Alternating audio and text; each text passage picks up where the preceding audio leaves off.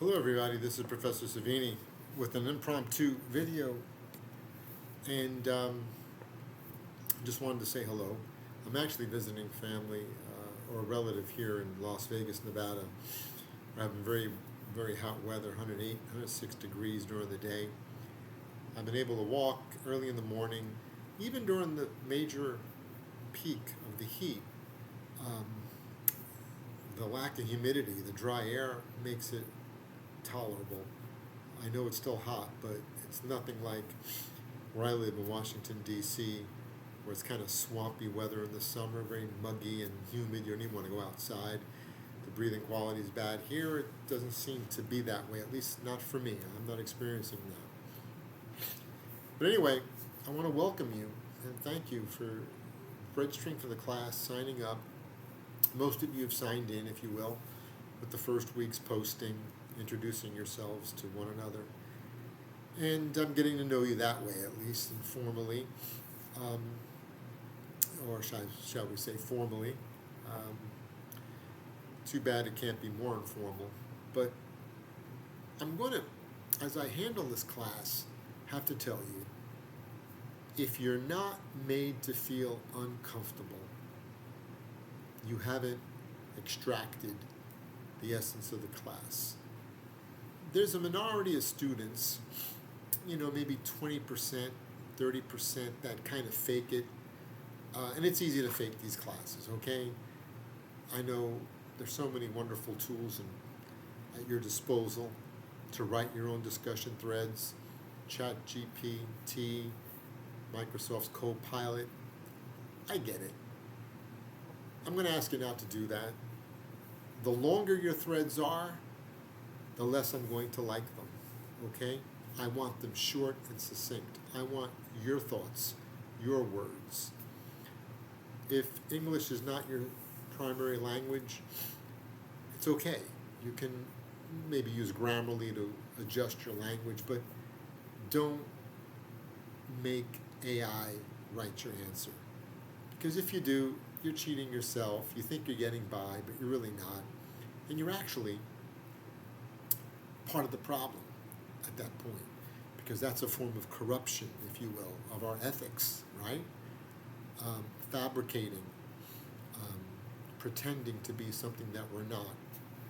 So expect to be made uncomfortable. I'm going to challenge each of you.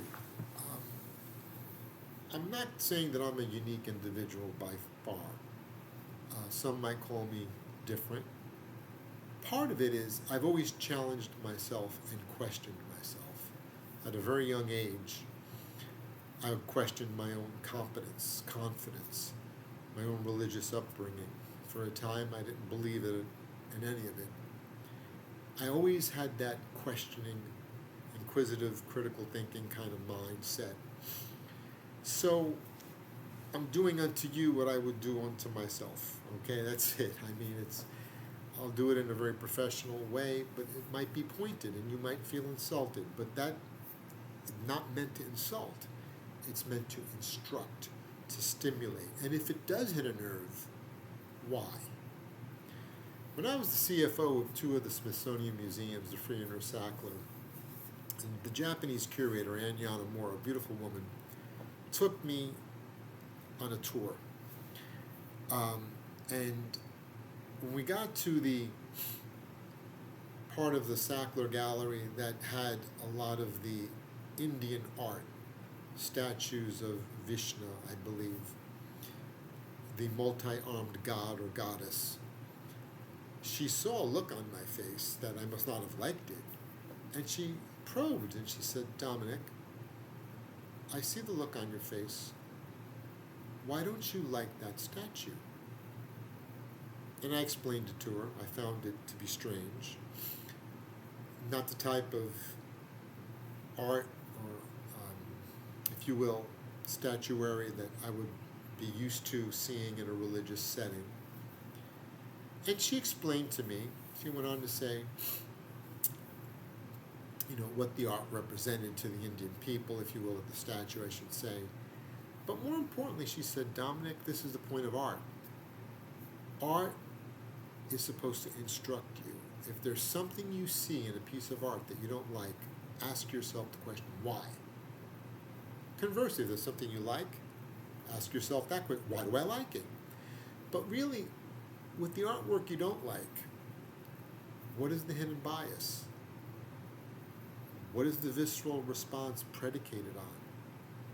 Let's try to understand that. Miss Yanamura, or Dr. Yanamura, said she was a beautiful person, taught me that lesson.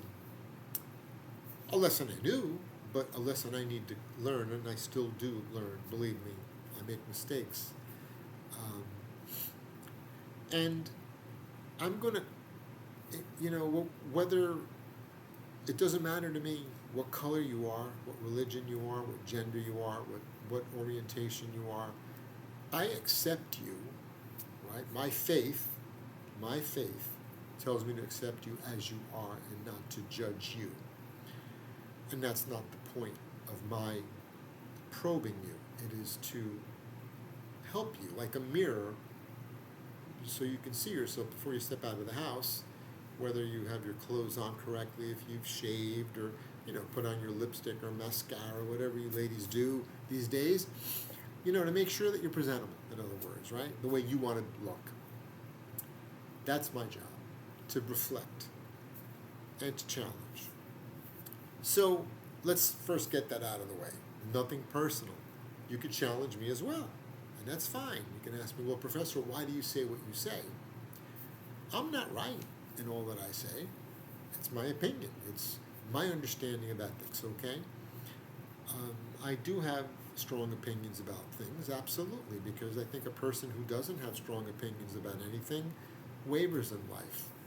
There are many things, though, that I don't have an opinion on, and I need to critically think and weigh evidence.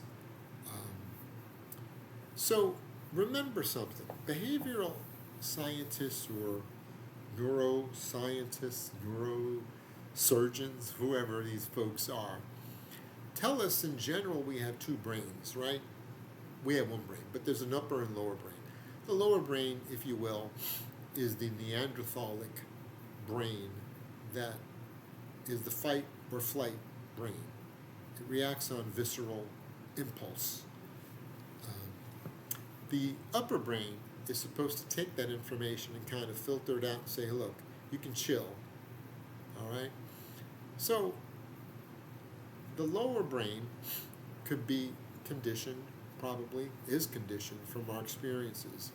Trauma, positive experiences predispose us to certain reactions. But the upper brain should be the one kind of in control to gauge everything and put every situation or feeling we have in context. So think about this. We in accounting have been studying for close to 50 years now how humans make decisions. And why do we want to know that as accountants? Because financial statement reporting, what is considered to be relevant to the financial statement user? Well, back in the 70s, the behavioral scientists found, and I believe it probably still holds true, if not more true today, there are two ways we humans make decisions. One is a data analytic way, where you kind of assemble evidence, you get articles, you do your research, you read, you do a spreadsheet, pros and cons, you maybe join discussion groups, read books, whatever, and then you make your decision, this is the car I'm going to buy, right? Or this is the person I'm going to marry, whatever it might be. The data-driven way. Then the other method they say we make decision is the heuristic approach, which is this gut instinct approach. And we've known for a long time humans use the gut instinct. Why? Because it's fast, it's efficient, and we don't have time to do all this research and studying. Hence, this could be a problem why we elect the representatives that we elect and the problems we have. Could be because maybe we're not putting enough forethought into what we're doing politically. So understand that we all have biases in this lower brain, okay? I mean, naturally, if you grow up in the inner city and you experience a certain type of lifestyle, that conditions you, okay? And if you grow up in the suburbs or in a different type of a home life, that's going to condition you differently too. So I'll never forget, I was at the Navy Yard working, and a very nice black woman I worked with, and I always managed coffee funds because I love coffee, so I was a coffee fund guy. Actually, no, this was over at the GAO building. I'm sorry, I'm thinking about another former colleague. This colleague one day asked me, Dom, can I ask you a question? And we're at the coffee, in the kitchen area. She said, kind of off the record. I said, okay, sure. Now, remember, she's black. That's all I'm going to tell you right now. And in case you can't tell, I'm white, okay? I happen to be Italian-American. But anyway, that's besides the point. And she asked me, said, Dom, why is it, with you being the exception, you talk to me, you see me in the hallway, you wave, you smile, whenever I pass most of the white guys on this 6th floor, they don't make eye contact and they won't say hello or smile at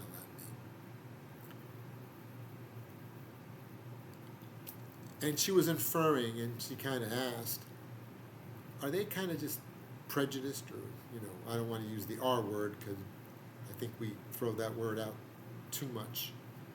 Prejudice is what I like to say. So I said, no. Now let me tell you what she looked like.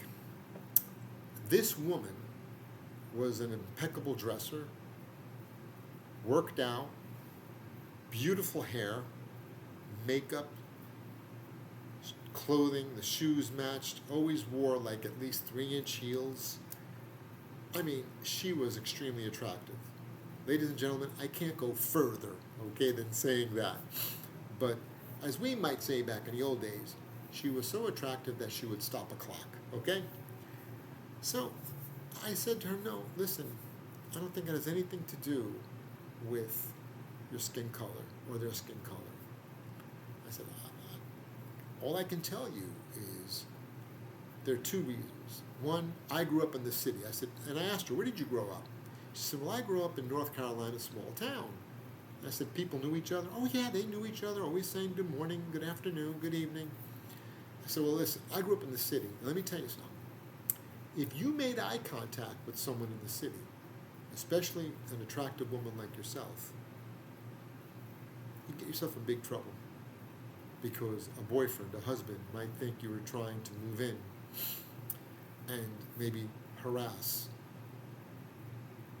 So one of the reasons, I think, could be that they don't want to make eye contact. Maybe they grew up in the city, they understand.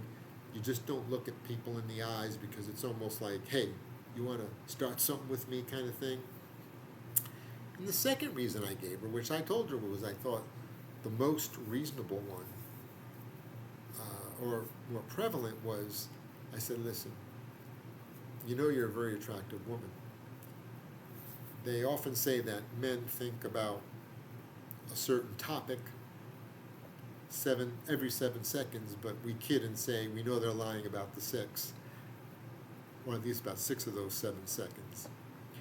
I said, I think it could be a question of lust, that the men would lust after you, seeing how beautiful you are, and they might either want to avoid that, or they're already lusting and they don't want you to see it in their eyes. And she was like, wow, that's kind of deep, Dom. I'm like, well, that's what I can tell you, what I think. Do I know for sure what's in their heart? No. The point I'm just trying to make is, don't jump to conclusions. The lower brain might say, they don't like me because of how I look, or what religion I practice, or how I dress, or my skin color, or how I speak.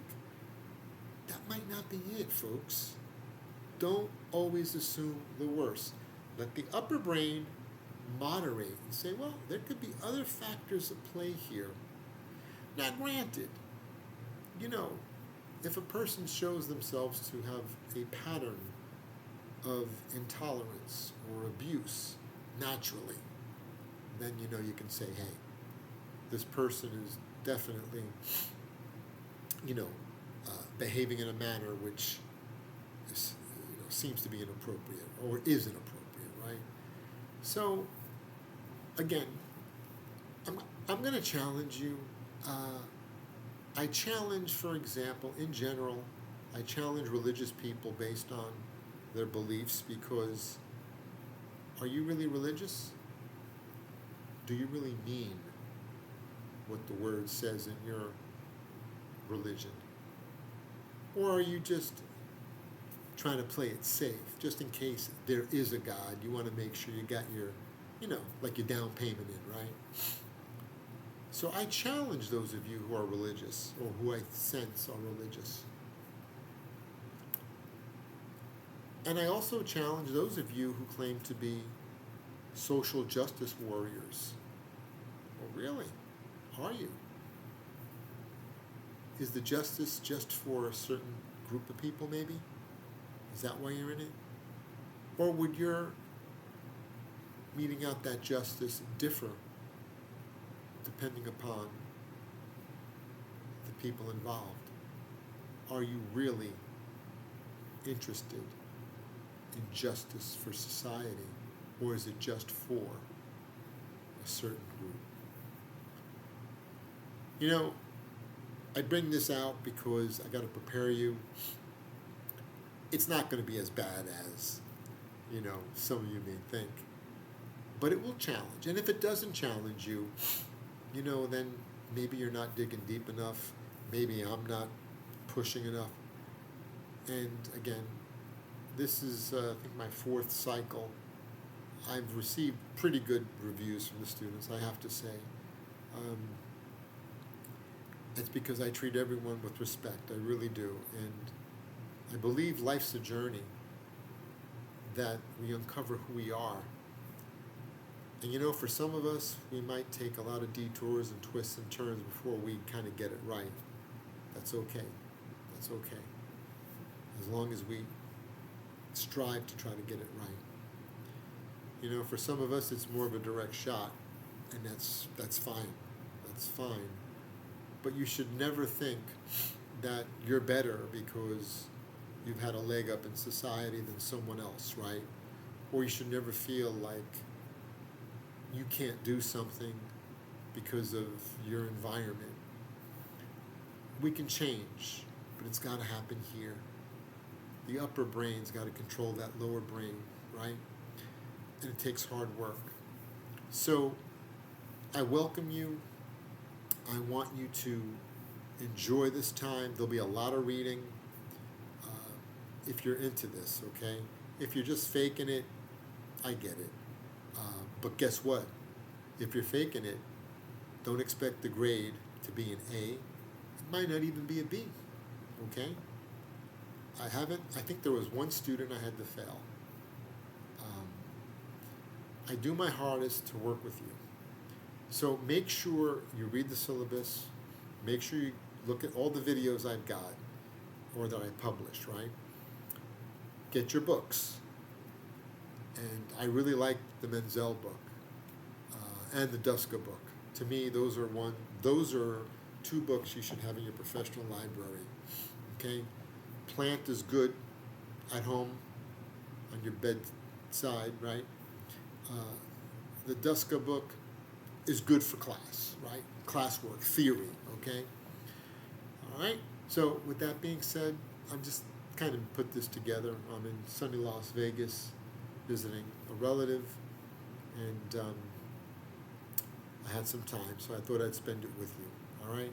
Listen, have a wonderful Sunday, or if you listen to this on Sunday, I hope you're having a good Sunday, and have a great week, and get ready for Module 2, which I'll release on Tuesday, more than likely, okay? That's when it's supposed to be released. I better remember, right? Okay. If you have any questions, email me. All right? Thank you again, and we will see you again pretty soon. Take care.